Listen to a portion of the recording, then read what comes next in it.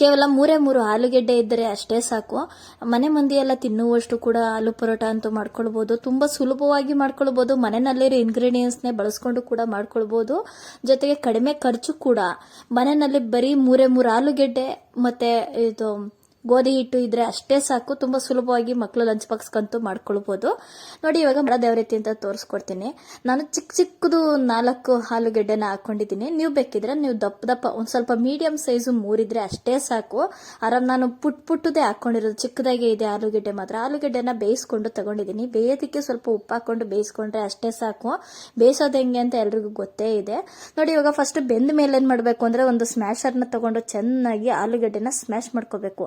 ನೀಟಾಗಿ ಫುಲ್ಲು ನುಣ್ಣಗಾಗೋ ತನಕ ಸ್ಮ್ಯಾಶ್ ಮಾಡ್ಕೊಂಡ್ರೇನೆ ಅವಾಗ ಆಲೂ ಪರೋಟಗಳು ಕಿತ್ತು ಹೋಗಲ್ಲ, ಒಡೆದೋಗಲ್ಲ, ಆ ಥರ ಏನೂ ಆಗಲ್ಲ. ನೀಟಾಗಿ ಫುಲ್ಲು ಸ್ಮೂತ್ ಮಾಡ್ಕೊಂಡ್ಬಿಡ್ಬೇಕು. ಅದು ಕೈಯಲ್ಲಿ ಮಾಡೋದಕ್ಕಿಂತ ಈ ಥರ ಸ್ಮ್ಯಾಶರಲ್ಲಿ ಮಾಡ್ಕೊಂಡ್ರೆ ತುಂಬ ಒಳ್ಳೇದು. ಕರೆಕ್ಟಾಗಿ ಚೆನ್ನಾಗಿ ನೀಟಾಗಿ ಸ್ಮ್ಯಾಶ್ ಕೂಡ ಆಗುತ್ತೆ, ಬಿಸಿ ಇರುತ್ತೆ. ಹಂಗಾಗಿ ಈ ಥರ ಸ್ಮ್ಯಾಶರಲ್ಲೇ ಮಾಡ್ಕೊಂಡ್ರೆ ಬೇಗ ಆಗೋಗುತ್ತೆ, ಟೈಮು ಸೇವ್ ಆಗುತ್ತೆ. ನೋಡಿ, ಇವಾಗ ನಾನು ಅದಕ್ಕೆ ಸ್ಪೈಸಸ್ ಆ್ಯಡ್ ಮಾಡ್ಕೊತಾ ಇದ್ದೀನಿ. ಧನಿಯಾ ಪುಡಿ, ಮೆಣಸಿನ್ಕಾಯಿ ಪುಡಿ, ಅರಿಶಿನ ಪುಡಿ, ಗರಂ ಮಸಾಲ ಪುಡಿ ಎಲ್ಲ 1 ಸ್ಪೂನ್ ಹಾಕೊಂಡಿದ್ದೀನಿ. ಅರಿಶಿನ ಪುಡಿ ಮಾತ್ರ 1/4 ಸ್ಪೂನ್ ಅಷ್ಟು ಹಾಕೊಂಡಿದ್ದೀನಿ. ಇದಕ್ಕೆ ಸ್ವಲ್ಪ ಚಾಟ್ ಮಸಾಲನ್ನು ಕೂಡ ಹಾಕೊಳ್ಳಿ, ತುಂಬಾ ಚೆನ್ನಾಗಿರುತ್ತೆ.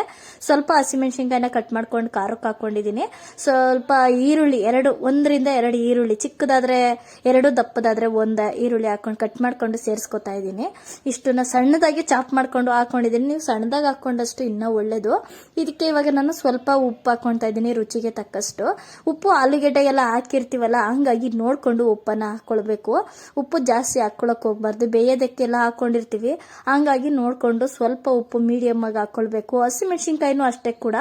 ಹಸಿಮೆಣಸಿನ್ಕಾಯಿ ಏನಪ್ಪಾ ಅಂತಂದ್ರೆ ಖಾರಕ್ಕೂ ಕೂಡ ಹಾಕೊಂಡಿರ್ತೀವಲ್ಲ ಖಾರದ ಪುಡಿನ, ಹಂಗಾಗಿ ನೋಡ್ಕೊಂಡು ಖಾರಕ್ಕೆ ಹಸಿಮೆಣಸಿನ್ಕಾಯಿನ ಹಾಕೊಳ್ಬೇಕು. ಹಸಿರು ಮೆಣಸಿನ್ಕಾಯಿ ಅಂತೂ ಬೇಡ ಅನ್ನೋರು ಸ್ಕಿಪ್ ಕೂಡ ಮಾಡ್ಕೊಂಡು ಬರೀ ಖಾರದ ಪುಡಿನೇ ಕೂಡ ಹಾಕೊಳ್ಳಿ, ತುಂಬಾ ಚೆನ್ನಾಗಿರುತ್ತೆ. ಹಸಿರು ಮೆಣಸಿನ್ಕಾಯಿ ಬೇಕಿದ್ರೆ ಈ ತರ ಕಟ್ ಮಾಡಿ ಹಾಕೋದಕ್ಕಿಂತ ಈರುಳ್ಳಿನ ಚಾಪ್ ಮಾಡುವಾಗಲೇ ಚಾಪ್ ಮಾಡ್ಕೊಂಡ್ಬಿಟ್ರು ಅದ್ರೊಳಗಡೆನೆ ಮೆಣಸಿನ್ಕಾಯಿನ ಹಾಕೊಂಡು ಇನ್ನ ಬೇಗ ಕೂಡ ಸಣ್ಣದಾಗಿ, ಇನ್ನ ತೀರಾ ಸಣ್ಣದಾಗುತ್ತೆ, ಇನ್ನೂ ಚೆನ್ನಾಗಿರುತ್ತೆ. ನಮ್ಮನೆಯಲ್ಲಂತೂ ಮಕ್ಳಿಗಂತೂ ತುಂಬಾ ಇಷ್ಟಪಟ್ಟು ತಿಂತಾರೆ. ಅವರಂತೂ ಸಖತ್ ಇಷ್ಟ ಅವ್ರಿಗಂತೂ ಈ ತರ ಆಲೂ ಪರೋಟ ಅಂತಂದ್ರೆ. ನೋಡಿ, ಹೆಂಚು ಕೂಡ ಕಾಯಕ್ಕೆ ಇಟ್ಕೊಂಡಿದ್ದೀನಿ. ಕಾಯೋವಷ್ಟರಲ್ಲಿ ನಾನು ಇವಾಗ ನೋಡಿ ಹಿಟ್ಟನ್ನ, ಗೋಧಿ ಹಿಟ್ಟು ನಾವು ಫಸ್ಟ್ ಏನ್ ಗೊತ್ತಾ, ಆಲೂಗೆಡ್ಡೆ ಬೇಯಿಸ್ಕೊಳ್ತೀವಲ್ಲ ಅವಾಗೇನೆ ನಾವು ಹಿಟ್ಟು ಕೂಡ ಕಲಸ್ಕೊಂಡು ಒಂದು ಸ್ಪೂನ್ ಮೇಲ್ಗಡೆ ಎಣ್ಣೆ ಹಾಕ್ಬಿಟ್ಟು ಸ್ಮೂತ್ ಆಗಿ ಕಲಸಿ ಇಟ್ಕೋಬೇಕು. ಎಣ್ಣೆ ಹಾಕಿ ಇಟ್ಬಿಟ್ರೆ ಸ್ಮೂತ್ ಆಗಿ ನೆಂದಿರುತ್ತೆ. ಆದಷ್ಟು ನೀವು ಹಿಟ್ಟನ್ನ ಬೇಗ ಕಲಸಿಟ್ಕೊಂಡ್ರೆ ಒಳ್ಳೇದು. ಯಾಕಂದ್ರೆ ಚೆನ್ನಾಗಿ ಸ್ಮೂತ್ ಆಗಿ ನೆಂದಿರಬೇಕು. ಹಿಟ್ಟು ಕೂಡ ನೀವೇನಪ್ಪಾ ಅಂತಂದ್ರೆ ಗಟ್ಟಿಯಾಗಿ ಕಲಸ್ಕೊಳ್ಬಾರ್ದು, ತುಂಬಾ ಸ್ಮೂತ್ ಆಗಿ ಕಲಸ್ಕೊಳ್ಬೇಕು. ಅಂದ್ರೆ ಒಂದು ಪೂರಿ ಅದಕ್ಕೆ ಒಸ್ಕೊಂಡ್ಮೇಲೆ ನಾವು ಪೂರಿ ಅದಕ್ಕೆ ಒಸ್ಕೊಂಡ್ಮೇಲೆ ನಾವು ಹಿಟ್ಟಿದೆಯಲ್ಲ, ಇದು ಹೂರ್ಣ ಸ್ಟಫಿಂಗ್ ಇದೆಯಲ್ಲ, ಆ ಸ್ಟಫಿಂಗ್ನ ಆಲೂಗೆಡ್ಡೆದನ್ನ ಹಾಕೊಬೇಕಾಗತ್ತೆ. ಏನಿಲ್ಲ ಅಂದ್ರೆ ಒಂದು 10 ಆಲೂ ಪರೋಟಗಳು ಆಗ್ತವೆ ಇಷ್ಟರಲ್ಲೇನೆ. ಅಷ್ಟೊಂದಾಗುತ್ತೆ. ಅಂದ್ರೆ ಮಕ್ಕಳಂತೂ ಇಷ್ಟಪಟ್ಟು ತಿಂತಾರೆ. ಮಕ್ಕಳೇ ಅಲ್ಲ, ದೊಡ್ಡವರು ಎಲ್ರಿಗೂ ಕೂಡ ಇಷ್ಟ ಆಗೇ ಆಗುತ್ತೆ. ಇದಕ್ಕೆ ನೆಂಚೋದಕ್ಕೆ ಏನೇನು ಬೇಡ. ಏನಪ್ಪಾ ಅಂದ್ರೆ ಒಬ್ಬೊಬ್ರು ಮೊಸರು ಜೊತೆಗೆ ತಿಂತಾರೆ, ಒಬ್ಬೊಬ್ರು ಸಾಸ್ ಜೊತೆ ತಿಂತಾರೆ. ನಾವು ಈ ಥರ ತಿಂತೀವಿ. ನಿಮಗೆ ಹೆಂಗೆ ಅಂದರೆ ಬರೀದೇ ತಿನ್ಕೊಳ್ಬೋದು. ಏನಪ್ಪ ಅಂತಂದರೆ ಯಾವ ಸಾಸು ಹಾಕ್ಕೊಳಂಗೇನಿಲ್ಲ, ಯಾವುದೇ ರೀತಿಯಾಗಿ ಮೊಸರಲ್ಲೂ ತಿನ್ನಂಗೇನಿಲ್ಲ. ಬರೀದೇ ತಿನ್ಕೊಳ್ಬೋದು. ಬಿಸಿ ಬಿಸಿ ಮಾಡಿಕೊಂಡು ಬರೀದೇ ತಿಂತಾ ಇದ್ರೆ ಅಷ್ಟೇ ಚೆನ್ನಾಗಿರುತ್ತೆ ಮತ್ತು ಸಖತ್ತಾಗಿರುತ್ತೆ. ಟೇಸ್ಟ್ ಅಂತನೂ ತುಂಬ ಚೆನ್ನಾಗಿರುತ್ತೆ. ಮಾಡೋದು ಅಷ್ಟೇ ಈಸಿ.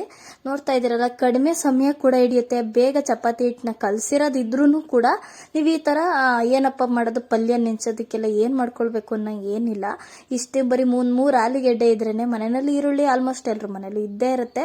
ಸ್ವಲ್ಪ ಕೊತ್ತಂಬರಿನೂ ಕೂಡ ಹಾಕೊಳ್ಬೇಕಾಗತ್ತೆ. ಕೊತ್ತಂಬರಿನೂ ಸ್ವಲ್ಪ ಮೆಣಸಿನ್ಕಾಯಿ ಎಲ್ಲ ಕೂಡ ಹಾಕೊಂಡಿದ್ದೀನಿ. ಕೊತ್ತಂಬರಿ ಹಾಕಿರೋದು ವಿಡಿಯೋ ಕ್ಲಿಪ್ ಮಿಸ್ ಆಗಿರೋಂಗೈತೆ. ಹಂಗಾಗಿ ನೋಡ್ಕೊಂಡು ಈಗ ನೀವು ಸ್ವಲ್ಪ ಕೊತ್ತಂಬರಿನೂ ಕೂಡ ಕಟ್ ಮಾಡ್ಕೊಂಡು ಹಾಕೊಳ್ಳಿ. ತುಂಬಾ ಚೆನ್ನಾಗಿರುತ್ತೆ, ಘಮ ಘಮ ಅಂತ ಇರುತ್ತೆ. ನೋಡ್ತಾ ಇದ್ರಲ್ಲ, ಹೊಸವಾಗಿ ಕಾಣಿಸುತ್ತೆ. ಕೊತ್ತಂಬರಿ ಹಸಿಮೆಣಸಿನ್ಕಾಯಿ ಎಲ್ಲ ಹಾಕಿದ್ದೀನಿ ನಾನು ಕೂಡ. ನೀಟಾಗಿ ನೋಡಿ, ಒಂದು ಸ್ವಲ್ಪನೂ ಕಿತ್ತೋಗ್ತಾ ಇಲ್ಲ, ಹಂಗೆ ತಿರುಗಿಸ್ತಾ ಇದ್ದೀರಾ. ಸ್ವಲ್ಪ ಹಿಟ್ಟು ಹಾಕೊಂಡೇ ಹೊಸ್ಕೊಳ್ಳಿ, ಅವಾಗೇ ಚೆನ್ನಾಗಿರುತ್ತೆ, ಕಿತ್ತೋಗಲ್ಲ. ನೋಡ್ತಾ ಇದ್ದೀರಲ್ಲ, ಈ ರೀತಿಯಾಗಿ ನಾನು ಹೊಸ್ಕೊಂಡು ಮಾಡ್ಕೋತಾ ಇದ್ದೀನಿ. ಅಂದ್ರೆ ಮಾಡ್ದಾಗೇನೆ ಮಾಡ್ಕೊಳ್ತಾ ಇದ್ದಂಗೆನೆ ಮಕ್ಕಳಂತೂ ಇಷ್ಟಪಟ್ಟು ಕೂಡ ತಿಂದ್ಬಿಟ್ಟು, ಅದು ಬೇಯಿಸೋವಾಗ್ಲೇ ಒಂಥರ ಘಮ ಚೆನ್ನಾಗಿ ಬರುತ್ತೆ, ಒಳ್ಳೆ ಘಮ ಘಮ ಅಂತ ಇರುತ್ತೆ. ಮಕ್ಕಳೆಲ್ಲ ಇಷ್ಟಪಟ್ಟು ತಿಂತಾರೆ. ಮಕ್ಕಳೇ ಅಂತ ಅಲ್ಲ, ಎಲ್ರಿಗೂ ಇಷ್ಟ ಆಗುತ್ತೆ. ನಮಗಂತೂ ತಿಂಡಿ ಮಾಡೋದಕ್ಕೂ ತುಂಬಾ ಸುಲಭ ಅಂತಾನು ಕೂಡ ಅನ್ಸುತ್ತೆ. ಬೇಗ ಕೂಡ ಮಾಡ್ಕೊಳ್ಬೋದು, ಬೇಗ ಆಗುತ್ತೆ. ಅಂದ್ರೆ ತಿಂಡಿನೂ ಕೂಡ ಇಷ್ಟ ಆಗುತ್ತೆ, ಎಲ್ಲರೂ ಕೂಡ ಇಷ್ಟಪಡ್ತಾರೆ. ನೋಡ್ತಾ ಇದ್ದೀರಲ್ಲ, ಈ ರೀತಿ ಸ್ಮೂತ್ ಆಗಿ ಹೊಸ್ಕೊಳ್ಬೇಕು ನೀಟಾಗಿ. ಅಂದ್ರೆ ಬೇಗ ಬೇಗ ಹೊಸಕ್ಕೆ ಹೋದಷ್ಟು ಕಿತ್ತೋಗ್ಬಿಡುತ್ತೆ. ನೋಡ್ತಾ ಇದ್ದೀರಲ್ಲ, ಆಲ್ರೆಡಿ ಅಲ್ಲ ಹೆಂಚು ಕಾದಿದೆ. ಹೆಂಚು ಕಾದೈತೆ ನೋಡ್ತಾ ಇದ್ರಲ್ಲ. ಹಂಗೆ ಹೊಸಬ್ರು ಯಾರಾದರೂ ನನ್ನ ವಿಡಿಯೋ ನೋಡ್ತಾ ಇದ್ರೆ ಇನ್ನೂ ಸಬ್ಸ್ಕ್ರೈಬ್ ಮಾಡ್ಕೊಂಡಿಲ್ಲ ಅಂತ ಅಂದರೆ ಈಗಲೇ ತಪ್ಪದೆ ಸಬ್ಸ್ಕ್ರೈಬ್ ಮಾಡ್ಕೊಳ್ಳಿ. ಹಂಗೇನೆ ನನ್ನ ಚಾನಲ್ ಅದೇ ಗಣಿಕಾ ಕಿಚನ್ ಬ್ಲಾಗ್ನ ಸಬ್ಸ್ಕ್ರೈಬ್ ಮಾಡ್ಕೊಳ್ಳಿ. ಹಂಗೆ ಕೊನೆ ತನಕ ವಿಡಿಯೋ ನೋಡಿ, ಯಾರು ಎಲ್ಲೂ ವಿಡಿಯೋ ಸ್ಕಿಪ್ ಮಾಡ್ದಿರಾ.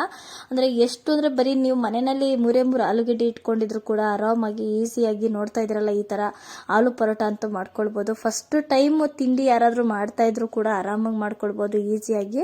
ಈ ಕಷ್ಟ ಅಂತ ಏನು ಅಲ್ವೇ ಅಲ್ಲ, ತುಂಬ ಸುಲಭ ಕೂಡ ಇದು. ನೋಡ್ತಾ ಇದ್ದೀರಲ್ಲ ಎಷ್ಟು ಬೇಗ ಕೂಡ ಮಾಡ್ಕೊಳ್ಬೋದು, ಟೈಮು ಕೂಡ ಸೇವ್ ಆಗುತ್ತೆ. ಒಂದು 10 ನಿಮಿಷದಲ್ಲಿ ಆಲೇ ತಿಂಡಿಗೆ ಮಾಡ್ಕೊಳ್ಬೋದು. ತುಂಬ ಸುಲಭ, ತುಂಬ ಈಸಿ. ಆಲೂಗಡ್ಡೆ ಬೇಯೋದೊಂದೇ ಲೇಟ್ ಅಷ್ಟು ಬಿಟ್ಟರೆ ಇನ್ನೆಲ್ಲ ಬೇಗ ಕೂಡ ಆಗೋಗುತ್ತೆ, ಬೇಗ ಮಾಡ್ಕೊಳ್ಳಬಹುದು. ನೋಡ್ತಾ ಇದ್ರಲ್ಲ ಮನೆಯಲ್ಲಿರೋ ಇಂಗ್ರೀಡಿಯೆಂಟ್ಸ್ ಏನು ಜಾಸ್ತಿ ಏನಿಲ್ಲ. ಇನ್ನು ಚಾಟ್ ಮಸಾಲನ್ನು ಕೂಡ ಹಾಕೊಳ್ಳಿ ಇದರಲ್ಲಿ, ಸ್ಟಫಿಂಗಿಗೆ ಮತ್ತು ಆಲೂಗಡ್ಡೆ ಬೇಯಿಸಿ ಹಾಕೊಳ್ಳುವಾಗ ಅದಕ್ಕೆ ಹಾಕ್ಕೊಂಡ್ರೆ ಇನ್ನೂ ಚೆನ್ನಾಗಿರುತ್ತೆ.